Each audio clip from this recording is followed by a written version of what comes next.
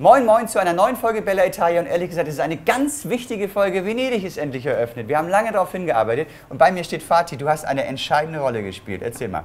Ja, ich habe drei große Gebäude, drei bekannte Gebäude gebaut. Das ist einmal die Rialto-Brücke, dann die Prokuratien und der Dogenpalast.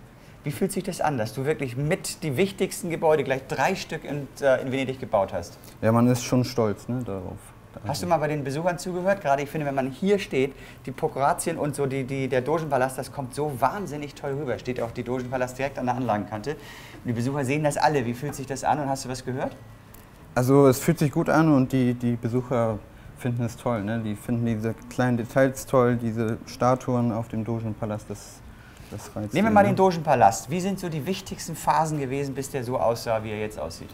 Naja, zuerst recherchiert man sehr viel. Ne? Man guckt sich Fotos an, druckt sie aus und dann guckt man, wie man das Ganze umsetzen kann. Und dann kriegt man einzelne Teile schon mal auf den Tisch, sortiert die und fängt Schritt für Schritt an. Ne? Nun hast du 3 Gebäude gebaut. Bist du so schnell oder warum hast du gleich 3 so wichtige Gebäude bekommen? Naja, anfangs war das gar nicht geplant. Also anfangs war nur ein Gebäude geplant und dann kam immer noch mehr dazu. Und ja, man ist da sehr motiviert und man will das bis zum Ende irgendwie durchziehen. Es war natürlich irgendwie auch ab und zu mal sehr, sehr stressig, wo man dann auch keine Lust mehr hatte, aber ja, man muss da einfach Ich durch. muss ehrlich sagen, Fatih hat man teilweise gesehen, wenn man morgens gekommen ist und auch noch gesehen, als man abends gegangen ist. Als Chef kriegt man manchmal ein schlechtes Gewissen. Also ich glaube, du bist verdammt an deine Grenzen gegangen, oder? Ja, definitiv. So, und jetzt ist es fertig. Bist du in ein tiefes Loch gefallen oder bist du ganz, ganz froh, dass es erstmal erledigt ist? Ich bin erstmal sehr froh und sehr erleichtert. Ne? Also jetzt kann ich in Ruhe schlafen wieder. Und irgendwann kommt Monaco. Oh je. Ja, da geht's weiter. Ja, also in dieser Folge wollen wir euch natürlich ein bisschen mehr zeigen. Jetzt kommt gleich mal ein Zeitraffer von ein paar wunderschönen Aufnahmen. Danach wollen wir mit Ami Petram noch ein bisschen über die Beleuchtung des Dogenpalasts sprechen. Und ich habe mit Michel ein bisschen an der Basilika di San Marco mitgebaut.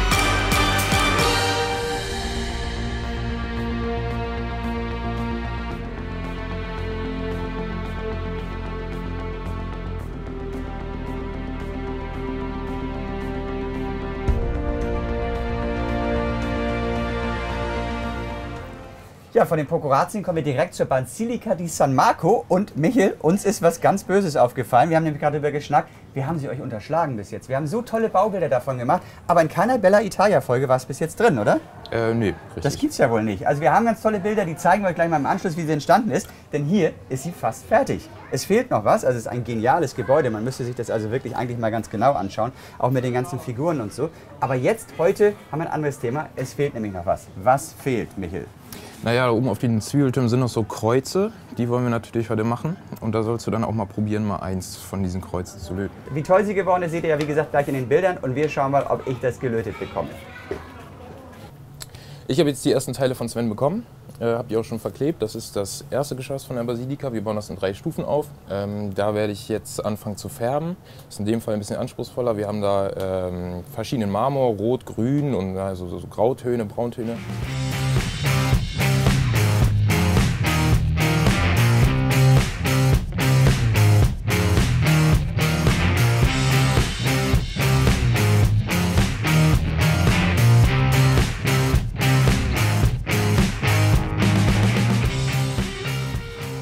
Das hier ist der Markusdom, an dem Michel gerade sitzt. Und ich nehme ihm ein bisschen Arbeit ab, indem ich Mosaike male, die dann hinterher hier in die Westfassade eingesetzt werden.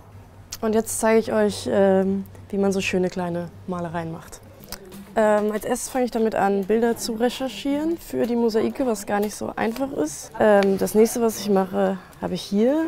Da ist auch noch eine lateinische Inschrift, die ich mir natürlich auch raussuche, damit das alles stimmt. Und dann habe ich meine Arbeitsmaterialien, ganz normale Modellbaufarben auf Acrylbasis, wobei ich auch nur die Grundfarben nehme, damit es authentischer wirkt. Und dann sehr kleine Pinsel, sehr dünnen Bleistift.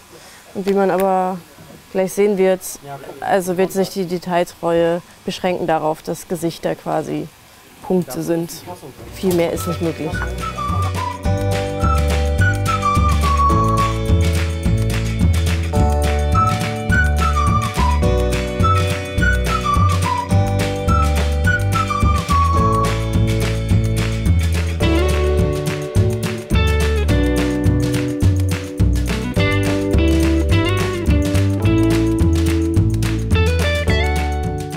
Zu der Basilika gehören ja auch die Kuppeln, davon habe ich insgesamt 5 Stück.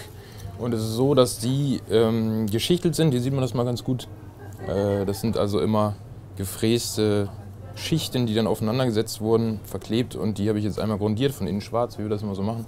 Von außen mit so einem Beige-Ton und einem hellen Blau. Und das werde ich heute mal machen, auch wieder mit Pigmenten und so weiter und so fort. Eine habe ich schon vorbereitet. Das ist die hier, die ist fertig im Prinzip.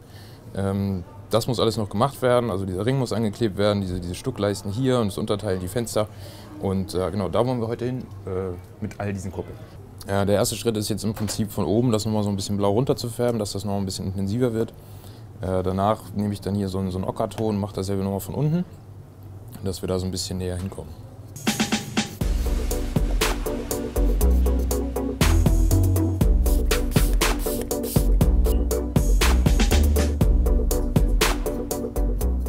Also der Dreck hier oben ist jetzt fertig, das ist so das Regenwasser, was runterläuft. Und hier bei den Fenstern, da gibt es natürlich auch immer so eine Stelle, wo sich dann Regenwasser sammelt und es läuft dann hier runter. Und es gibt auch nochmal so einen kleinen, so einen schwarzen Strich vom Dreck halt, der da runterläuft.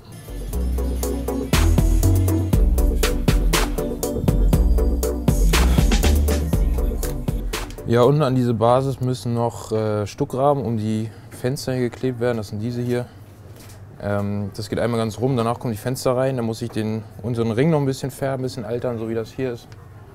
Ja, also dass das so ein bisschen harmonischer alles aussieht. Und dann kann ich eigentlich auch da schon die Kuppel aufkleben und dann sind wir damit soweit durch.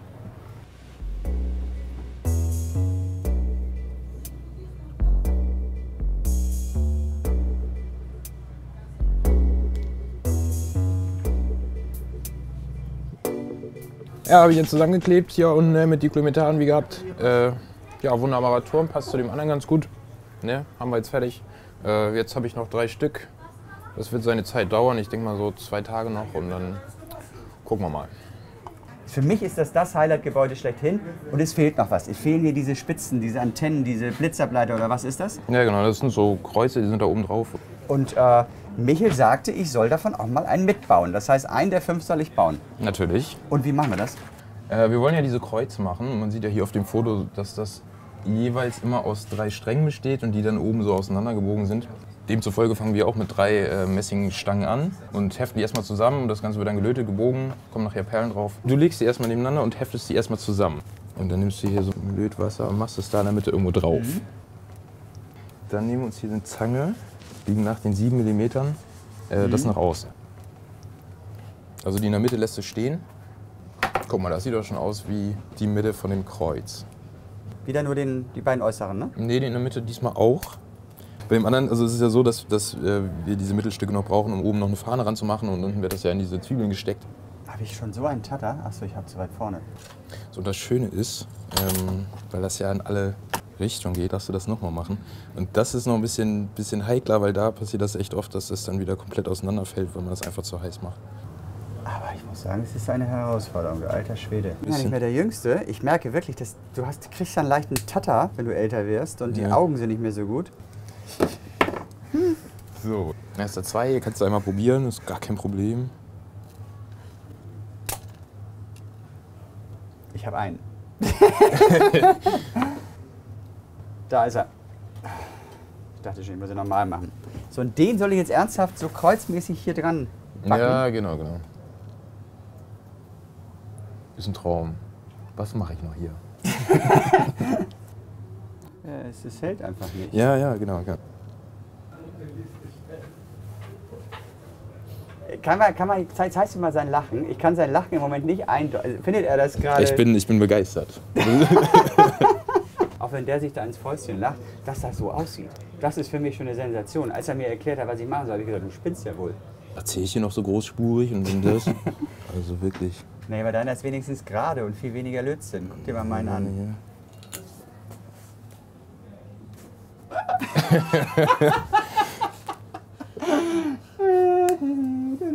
Es ist ein Traum.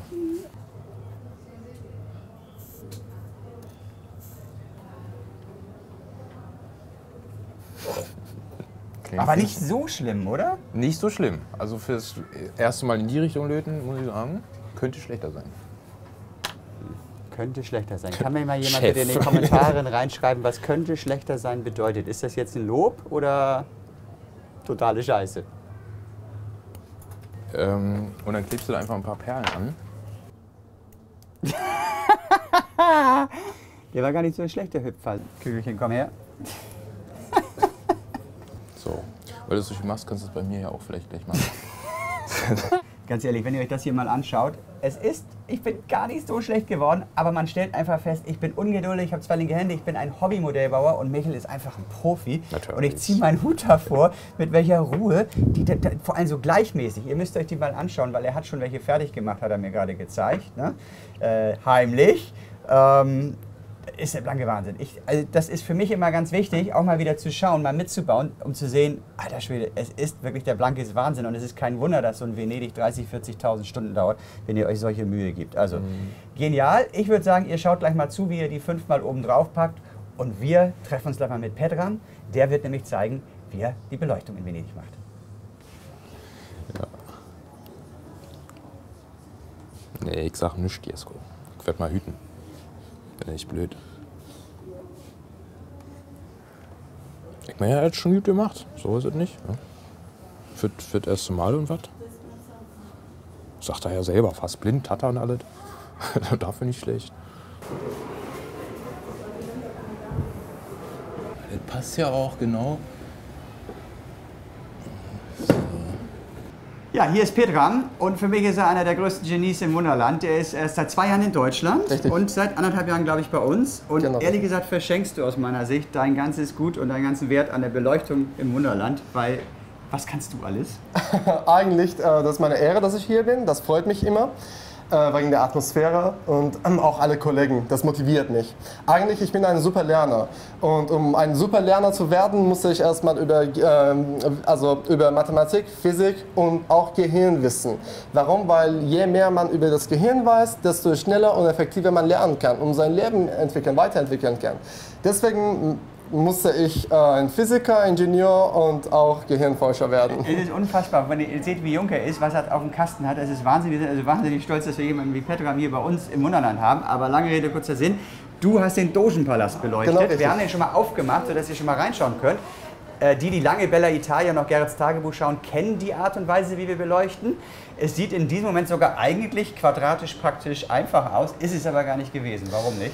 Ja, genau. Hier sieht man ein paar Kästen, die ganz einfach abnehmbar sind, weil das dauert nicht lange, ne, beleuchtet zu werden. Man kann ganz einfach reingucken, aber wenn in ein paar Jahren die LEDs kaputt gehen, kann man das Dach nur abnehmen, reparieren. Ja. Aber Problem ist eigentlich mit diesen 2 untere Etagen, weil man ganz schwierig rankommt.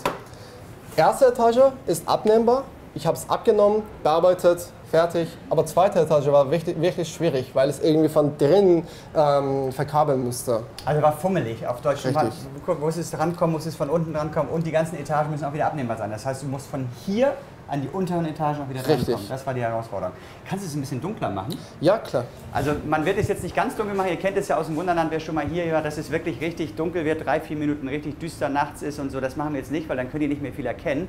Aber man sieht schon so ein bisschen die Lichtstimmung und die ist wirklich so, ich hatte das große Glück, ich war schon mal in Venedig, ich finde dieses warme Licht, es kommt trotz LEDs richtig gut rüber und das ist ja bei LEDs immer noch die Herausforderung, dass es auch so dieses warme Licht erzeugt. Also zum Beispiel in der Basilika sieht man das richtig gut. Und was ich so toll finde, habt ihr das geplant, dass diese schönen Schattenwürfe da im Innenhof entstehen? Ja, richtig. Die waren Kennys Ideen und das sind ja wirklich schön. Also wir haben es versucht, die irgendwie zu präsentieren.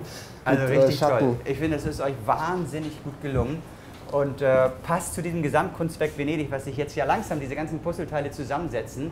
Und ich kann es wirklich gar nicht mehr erwarten. Es sind jetzt nur noch wenige Tage, bis Venedig fertig werden. Wenn man sich das hier anschaut, was noch zu tun ist, sind wir alle ein bisschen nervös. Ich erlebe aber Petram zum Beispiel tiefenentspannt. Das ist für mich immer ein gutes Zeichen, wenn die Modellbauerntechniker noch entspannt sind und nur ich derjenige bin, der unentspannt ist. Also drückt uns mal die Daumen. Ich glaube, 1 oder 2 Folgen wird es noch geben und dann ist Venedig endlich fertig und damit ist Italien abgeschlossen. Also bleibt dran, schaut weiter zu. Ich würde mich darüber freuen. Macht's gut, alles Gute bis dahin. Ciao.